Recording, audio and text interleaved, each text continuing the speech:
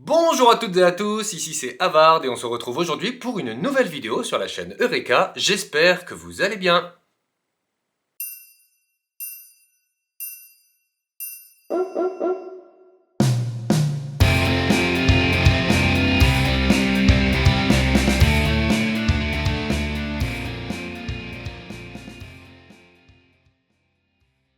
Comme d'habitude, vous décidez vous-même du thème des prochains épisodes en votant en commentaire sous chacune de mes vidéos et vous avez opté cette fois pour les faits historiques.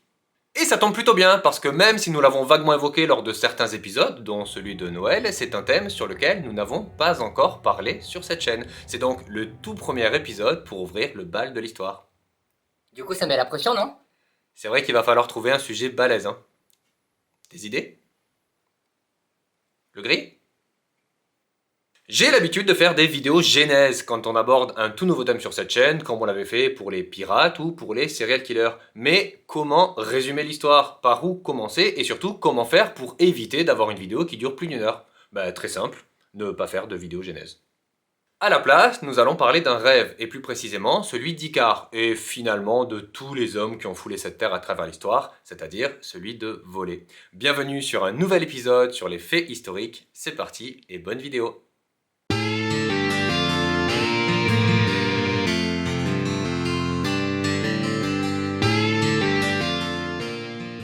Nous parlerons dans cet épisode de l'homme et de la conquête du ciel, des premiers essais jusqu'à l'envoi de nos fusées dans l'espace. Et pour cette partie, je me suis fait aider par la chaîne YouTube Culture 3D. Merci à toi d'avoir accepté cette invitation. Salut Havard, j'ai hâte de parler de la conquête spatiale et de l'espace.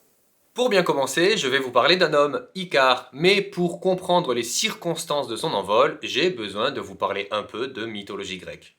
Le père d'Icare, Dédale, est un ingénieur célèbre qui travaille au service du roi de Crète, Minos. Celui-ci, afin de montrer sa suprématie, demande à Poséidon de faire apparaître un immense taureau blanc qu'il sacrifiera devant le peuple afin de leur montrer qu'il ne craint personne. Mais lorsque Poséidon invoque l'animal, le roi Minos le trouve tellement beau qu'il refuse de le tuer et sacrifie un autre animal à la place. Poséidon, courroucé par cette duperie, ordonne au taureau de semer le carnage sur les terres de Crète. Le roi Minos, qui voit son royaume dévasté, va perdre bien davantage. Sa femme, la reine Pasiphae, tombe amoureuse de ce magnifique et puissant taureau blanc. Dans le plus grand secret, elle convoque Dédale et lui ordonne de l'aider à séduire la bête. Celui-ci fabrique alors une vache en bois dans laquelle la reine peut entrer afin qu'elle puisse s'accoupler avec le taureau blanc. Ah, c'est dégueu. Mais non, c'est mythologique. Oui, l'un n'empêche pas l'autre. Quoi qu'il en soit, le stratagème fonctionne et de cette union va naître le Minotaure, une créature avec un corps humain et une tête de taureau. Minos, qui ne souhaite surtout pas que cet adultère s'ébruite, va à son tour solliciter l'aide de Dédale afin qu'il puisse construire un labyrinthe dans lequel emprisonner le monstre à jamais. Petite parenthèse avant de revenir sur Dédale et Icare, ce grand taureau blanc sera finalement tué par Héraclès ou Hercule lors du 7e de ses 12 travaux. Une histoire intéressante celle-là aussi. Oui, on la racontera peut-être un jour sur cette chaîne. À la mort du fils légitime de Minos, Androgée, le roi assiège Athènes et exige lors de sa victoire qu'on lui fasse parvenir 7 jeunes garçons et 7 jeunes filles afin de les servir au Minotaure en guise de repas. Parmi eux se trouve le propre fils du roi d'Athènes, Thésée, qui, à l'aide d'Ariane, une des filles du roi Minos, parvient à tuer le Minotaure et à s'enfuir.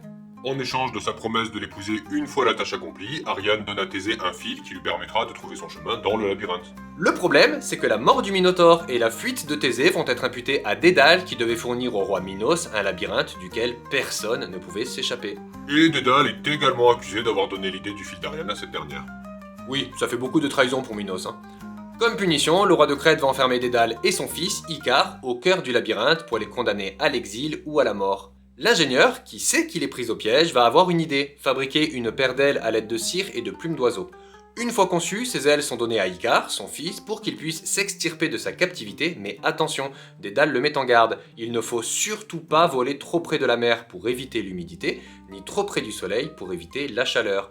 Mais Icare, grisé par son vol, va ignorer les conseils de son père. Ainsi, cette nouvelle liberté causera sa perte. À force de voler de plus en plus haut, ses ailes s'approchent du soleil qui fait fondre la cire qui lie les plumes entre elles. Icare chute vertigineusement et s'écrase dans la mer, ce qui causera sa mort et donnera un nouveau nom à celle-ci, la mer Icarienne. En plus d'Icare, de nombreux mythes vont voir le jour concernant l'homme et son rêve de voler. On peut citer par exemple Garuda, l'homme oiseau, qui sert de monture au dieu Vishnu dans la mythologie hindouiste. On peut également parler de la légende de Wu Yi en Chine, ce célèbre archer en charge de détruire les 9 soleils pour éviter la sécheresse à son pays et dont la femme, Chang'e, finit par s'envoler en direction de la lune après avoir mangé des herbes d'immortalité. D'autres mythologies à travers le monde racontent le rêve de l'homme et de sa conquête du ciel. Chez les Aztèques et les Mayas, par exemple, on vénère le dieu Quetzalcoatl, le serpent à plumes. On pourrait aussi parler de l'Ascension, décrite par l'Église catholique comme étant le jour où Jésus-Christ est monté au ciel, parce que je suis presque sûr qu'il n'a pas utilisé d'avion ou de fusée. Et toutes ces histoires racontent une même chose, que le rêve de l'homme de voler dans le ciel date déjà de plusieurs millénaires. Et ce rêve va finir par se transformer en réalité au fil des inventions de l'homme qui va non seulement réussir à conquérir le ciel, mais aussi l'espace, comme nous l'avons vu dans un épisode précédent.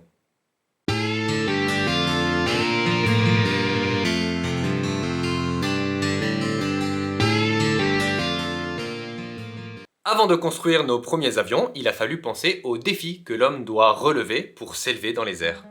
Les Mésopotamiens et les Égyptiens observent déjà le ciel 3000 ans avant notre ère, et en plus de créer les bases de ce qui deviendra l'astronomie, développent une réelle fascination pour le ciel et pour les oiseaux, ces animaux capables de voler sans aucun artifice. Pour les Égyptiens, par exemple, tuer un ibis était passible de la peine de mort. Et cette idolâtrie des oiseaux se retrouve ainsi dans leur mythologie où l'on y vénère des dieux à l'effigie de vautours, d'ibis, de faucons et autres oiseaux. On peut citer parmi les plus connus les dieux Horus ou encore Isis. On retrouve également des oiseaux dans leur écriture puisqu'on dénombre pas moins de 63 signes hiéroglyphiques dans lesquels ils sont illustrés. D'autres peuples s'intéressent à la conquête du ciel durant l'Antiquité, comme les Grecs dont un certain Aristote qui se penche sérieusement sur l'étude du mouvement et des forces qui l'accompagnent et même les Romains. L'un d'entre eux, Simon le magicien, est même cité par l'apôtre Pierre au 1er siècle comme ayant séduit les foules en tentant de s'élever vers le ciel. Mais Pierre, qui voyait d'un mauvais œil qu'un moldu puisse pratiquer la lévitation, va invoquer le nom de Jésus, ce qui aura pour effet de mettre un terme à la tentative de Simon. Il faut attendre le 9e siècle pour voir les premiers essais documentés d'un vol humain quelque part en Andalousie musulmane avec l'inventeur Abbas ibn Firnas. En 852, il s'élance depuis le haut de la tour de la mosquée de Cordoue avec une bâche qu'il déploie pour la faire gonfler par l'air durant sa chute. Et bien que sa tentative soit un échec, il s'en tire avec quelques fractures mais n'abandonne pas. En 875, il conçoit une machine qui imite les ailes des grands oiseaux avec une armature en bois et de la soie. Afin de tester son invention, il s'élance depuis le sommet d'une colline d'Aruzzafa et plane brièvement avant de s'écraser au sol.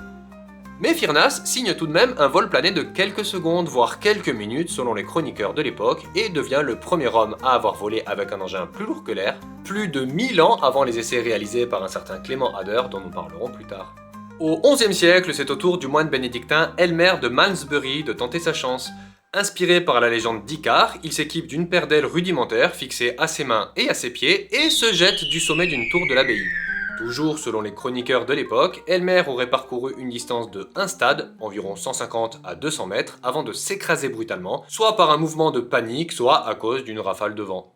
Sa chute lui brise les 2 jambes et Elmer restera infirme toute sa vie. Il racontera plus tard que son échec serait dû à son oubli de se munir d'un empennage, une sorte de queue qui lui assurerait la stabilité en plein vol. Et c'est un constat qui aurait déjà été fait par Firnas à son époque. Les gars, parlez-vous, ça évite les accidents. Tu sais, on est davantage sur un thème science et technologie que fait historique au final. L'un n'empêche pas l'autre. Tiens, regarde, générique.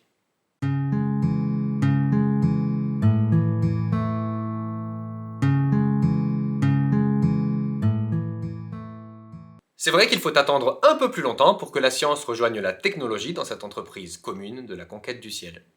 Le philosophe et savant anglais Roger Bacon publie en 1267 son livre Opus Majus dans lequel il écrit que l'homme pourrait s'envoler à l'aide d'une machine qui imiterait le battement d'ailes des oiseaux et qu'il nomme ornithoptère. Et cette idée va être étudiée par un homme dont nous sommes obligés de parler dans cet épisode, à savoir Léonard de Vinci. Bon, normalement le type vous dit quelque chose, que ce soit en tant que philosophe, savant, inventeur, peintre, sculpteur, musicien ou écrivain, vous avez dû en entendre parler. Nous, on va surtout s'intéresser à ses contributions dans le domaine de l'aéronautique, et elles sont nombreuses. Léonard, c'est pas une tortue avec un bandeau bleu sur les yeux et qui adore les pizzas? Mais de quoi il parle? Rien, ignore-le. Léonard commence par observer les oiseaux, la manière dont ils battent des ailes pour se propulser et se maintenir dans les airs. Il prend de nombreuses notes et fait plusieurs croquis qui seront publiés dans son codex sur le vol des oiseaux au début du XVIe siècle. De ces observations vont naître plusieurs livres dans le Codex Atlanticus ainsi que plusieurs concepts. Un parachute de forme pyramidale, qui d'ailleurs sera testé en juillet 2000 par le parachutiste Adrian Nicolas avec succès, une vis aérienne, ancêtre de l'hélicoptère, ou encore des ailes articulées et rétractables à la manière de celles des chauves-souris.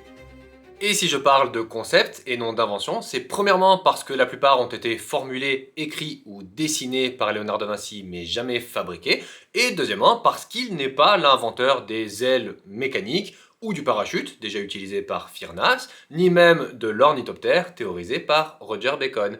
Mais ces observations mêlées à ses recherches sur les travaux d'autres philosophes ou inventeurs ont permis à l'aéronautique de voler vers le progrès. En 1631, le prêtre vénitien Francesco Lana de Terzi est parmi les premiers à penser que l'envol ne se fera pas à l'aide de machines imitant les oiseaux et de fait plus lourdes que l'air, mais grâce à l'aérostatique et par extension des aérostats. Vous m'expliquez? En gros, on utilise la poussée d'Archimède pour s'élever et se maintenir dans les airs. Mais c'est qui Archimède? Le gris, tu peux pas dire ça, c'est à lui qu'on doit le mot Eureka. Ouais, je le connais pas moi le type, il est près de chez nous? Oui, voilà, c'est un voisin. Monsieur Pourpre, continue, je t'en prie. On fait chauffer de l'air dans un ballon pour qu'il soit moins dense et donc plus léger que l'air ambiant, ce qui permet de faire voler une machine. Voilà, pour Lana de Terzi, il s'agissait de ballons de cuivre, mais irréalisables à son époque. Mais l'idée est lancée et sera à la base du projet réalisé 150 ans plus tard par les frères Montgolfier. En 1782, les frères Joseph Michel et Jacques-Étienne Montgolfier inventent la montgolfière. Il s'agit d'une machine constituée d'une nacelle pour accueillir les voyageurs, d'un brûleur pour chauffer l'air contenu par un ballon géant qui, ainsi gonflé, peut s'élever dans le ciel. Le premier vol s'effectue le 4 juin 1783 à vide, suivi par le premier vol habité le 19 septembre de la même année, qui voit s'élever un canard, un mouton et un coq.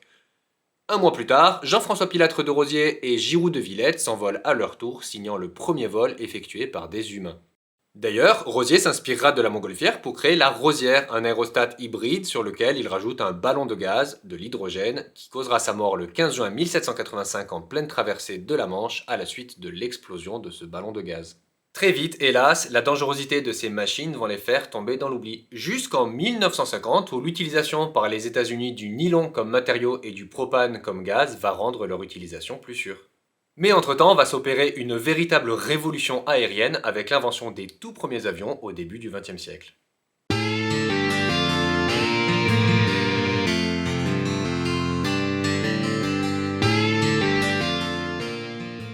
Bon, je préviens tout de suite, vu que les inventeurs dont nous allons parler ont un nom typiquement américain et que j'assume pas forcément mon accent, ça risque de piquer un petit peu les oreilles, mais je vais le prononcer à la française.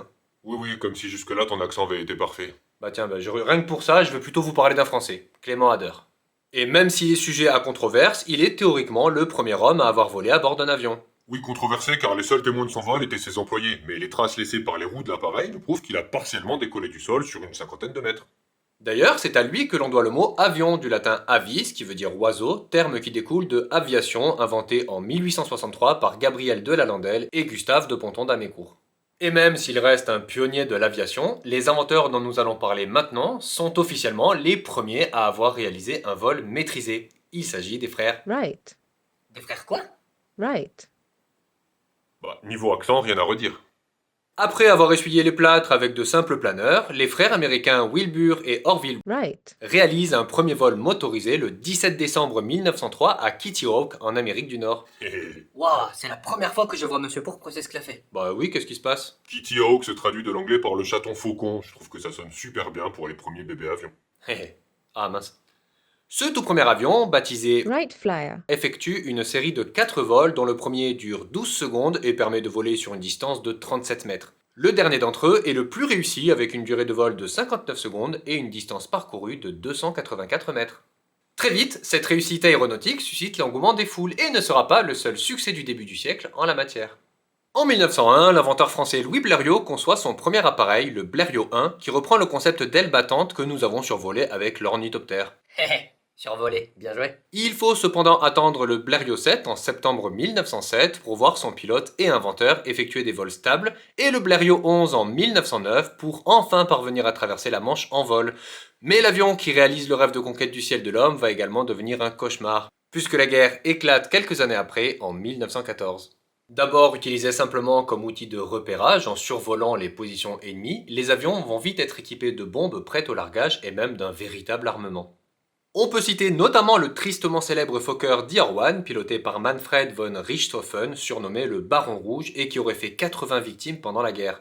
Cet avion est équipé de 2 mitrailleuses MG-08 pouvant tirer chacune jusqu'à 500 coups par minute. Et bien qu'il fasse partie des avions de chasse les plus célèbres, il ne sera ni le premier, ni le seul. Mais on ne va pas épiloguer sur cette période tragique de l'histoire puisqu'elle risque de faire l'objet d'un épisode à part entière sur cette chaîne. Retenez que le tout premier combat aérien est mené le 5 octobre 1914 dans la région de Reims et oppose Louis Queneau, caporal de l'armée française à bord de son avion, un voisin 3 piloté par le sergent Joseph Franz, à un soldat allemand dont l'appareil, un aviatique, est abattu en plein vol. Et si pendant la guerre les progrès de l'aéronautique ont été faramineux, ils se poursuivent après celle-ci et permettent l'arrivée des premiers vols commerciaux dans les années 1920. La toute première compagnie aérienne est hollandaise et se nomme KLM. Aujourd'hui et depuis 2004, elle a fusionné avec le groupe Air France et effectue des vols commerciaux vers 326 destinations à travers le monde entier. Mais à sa création, en 1919, on en est encore loin. Le premier vol commercial est effectué le 17 mai 1920 et relie Croydon, dans la banlieue de Londres, à Amsterdam, aux Pays-Bas. Durant cette seule année 1920, KLM transporte 440 passagers et 22 tonnes de marchandises. En 1924 a même lieu le tout premier vol intercontinental au départ d'Amsterdam et en direction de Batavia en Indonésie. Je suis sûr que ce sont des salades. Batavia existe, mais elle est connue aujourd'hui sous le nom de Jakarta. Laisse tomber, c'est encore un de ces jeux de mots. De toute façon, on ne va pas avoir le temps d'épiloguer puisqu'en 1939, la Seconde Guerre mondiale éclate et met un frein immense au projet de la compagnie KLM qui s'illustre quand même à la fin de celle-ci en aidant les réfugiés de l'Océanie à quitter les lieux. C'est après cette Seconde Guerre mondiale que l'aviation civile explose. Explose? Enfin, se développe rapidement. En 1952, le DH-106 Comet, créé par la société de Havilland, est le tout premier avion de ligne à réaction de l'histoire. Sa vitesse de croisière est de 772 km/h et il peut accueillir dans sa cabine entre 36 et 81 passagers au fil des versions. Plus tard, l'arrivée d'entreprises comme Boeing et certains de leurs avions, comme le Boeing 707, démocratise largement le transport aérien et va permettre à de nombreuses personnes de voyager sur des distances colossales. L'homme a donc fini par conquérir le ciel après plusieurs centaines d'années d'expérience. Au début des années 1980, la compagnie KLM transporte plus de 9 700 000 passagers chaque année. Mais le rêve ne s'arrête pas là. Et si on arrivait à voler encore plus haut ?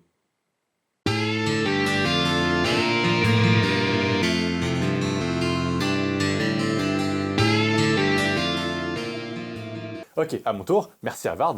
Je vais maintenant vous parler de la conquête de l'espace. On va aborder plusieurs sujets ultra importants qui ont façonné l'espace tel qu'on le connaît aujourd'hui. Du lancement du tout premier satellite jusqu'à l'arrivée de SpaceX aujourd'hui. Comme vous l'a si bien expliqué Harvard, on s'est toujours intéressé à l'espace. Donc, explorer l'espace avec un télescope et essayer de trouver ce qu'il y a derrière cette atmosphère. Mais récemment, on s'y est intéressé pour une toute autre raison, bien différente.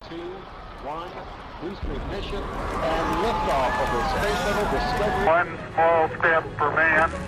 Les États-Unis d'un côté et de l'autre l'URSS ont commencé la course à l'espace. Et le but c'était d'être le premier à atteindre l'espace et de montrer qui a la plus grosse fusée en fait. On n'était clairement pas dans la même optique qu'aujourd'hui où on souhaite maintenant découvrir ce qu'on ne connaît pas derrière les étoiles. C'est en 1957 que l'URSS lance le tout premier satellite depuis la Terre, Sputnik. Mais c'est surtout lui qui a permis de propulser toutes les autres agences spatiales du monde entier dans l'espace. Il faisait à peine la taille d'un ballon de plage. Quelques années plus tard, en 1961, c'est Yuri Gagarin qui est devenu le premier être humain à voyager dans l'espace, en ouvrant la voie à l'exploration humaine de l'univers. Et surtout, cette envie d'être le premier à découvrir ce que le reste du monde ne connaît pas, comme la Lune. La mission Apollo 11 a littéralement marqué l'histoire de la conquête spatiale. Après des années de préparation et une mission de 5 jours, 22 heures et 54 minutes pour être précis, des millions de spectateurs ont pu assister à la montée et surtout au succès de la mission Apollo 11. Les deux astronautes ont pu récupérer 21,5 kg de matériau lunaire et ont passé 3 heures à explorer un bout de la Lune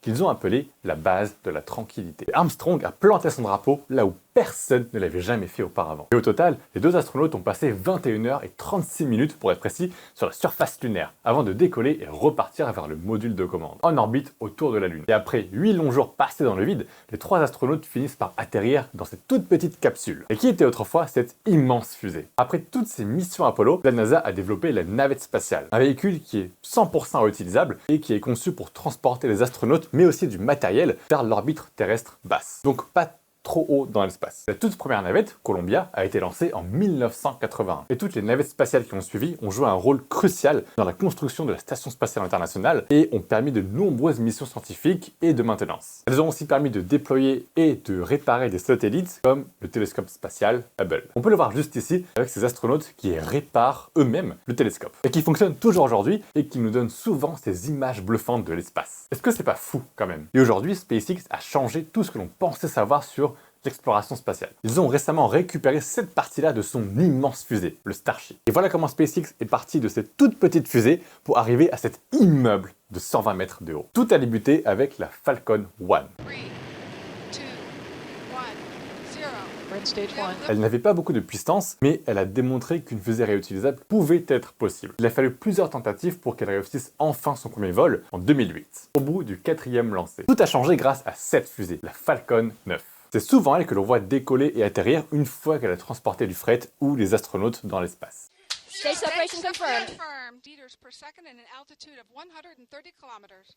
SpaceX construit toujours des fusées plus grandes et teste de nouvelles technologies pour rendre leurs fusées encore plus réutilisables qu'elles ne le sont déjà. Mais pourquoi faire des fusées réutilisables alors que les fusées comme celles qui ont transporté Armstrong vers la Lune fonctionnaient déjà très bien et sans se cracher même après plusieurs essais? Alors déjà, le coût. Lancer Armstrong vers la Lune a coûté en moyenne 390 millions de dollars. Ces coûts ont drastiquement baissé avec le temps pour atteindre 55 millions de dollars par personne avec la fusée de SpaceX, la Falcon 9. Et avoir des coûts aussi élevés à l'époque n'était simplement pas viable lorsque l'on veut aller plus loin que simplement la Lune ou bien envoyer très régulièrement du fret vers l'ISS. SpaceX a aussi drastiquement baissé le prix au kilo d'un lancement. On est passé à des milliers de dollars pour un seul kilo contre 2000 dollars aujourd'hui. Tendance qui continue à descendre. Et vous l'avez peut-être remarqué, les fusées depuis des années maintenant sont toutes plus grandes les unes que les autres. Comment expliquer cette tendance? C'est principalement dû au fait que l'on veut envoyer toujours plus de satellites dans l'espace. Plus de satellites, mais aussi des satellites plus grands. Ce qui justifie en fait la taille des dernières fusées. Toujours plus grandes. On ne s'en rend vraiment pas compte,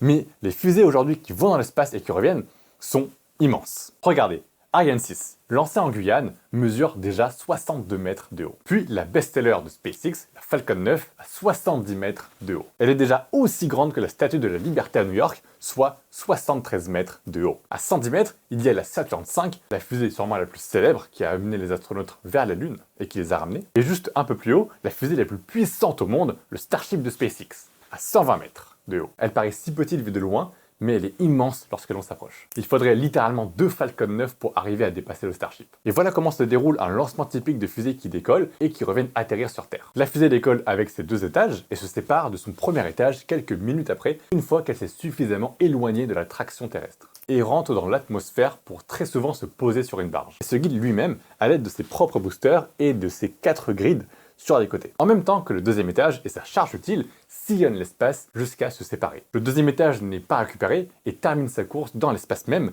ou bien en retournant sur Terre pour se consommer dans l'atmosphère. Par contre, ce qui a essayé d'être récupéré, c'est cette partie-là du 2e étage, qui abrite la charge utile et qui se détache en deux à un moment. On ne dirait pas comme ça, mais ce tout petit bout de fusée fait quand même 13,5 mètres de haut et coûte dans les 6 millions de dollars. Donc ouais, en général, on préfère la récupérer. Et ce sont ces gigantesques filets qui ont essayé à plusieurs reprises de le rattraper. Malheureusement, sans réel succès. Le bateau était soit trop lent, soit trop rapide, ou malheureusement le vent était imprévisible pour réussir à rattraper cette immense partie de la fusée. Mais bien essayé quand même, SpaceX. J'ai commencé à suivre SpaceX depuis le tout premier lancement de la Falcon Heavy, qui a extrêmement bien marché. Et à une époque, je regardais chaque lancement sans en manquer un seul. Parce que je trouve ça fascinant que l'on puisse faire décoller une fusée immense qui fait la taille d'un immeuble, comme si on faisait atterrir un avion. Et j'ai hâte de voir comment ces fusées évoluent, et surtout, de voir à quoi ressemble l'espace. Merci à Vard pour l'invitation sur ta chaîne, j'ai adoré, et à très vite, j'espère, pour une nouvelle collaboration.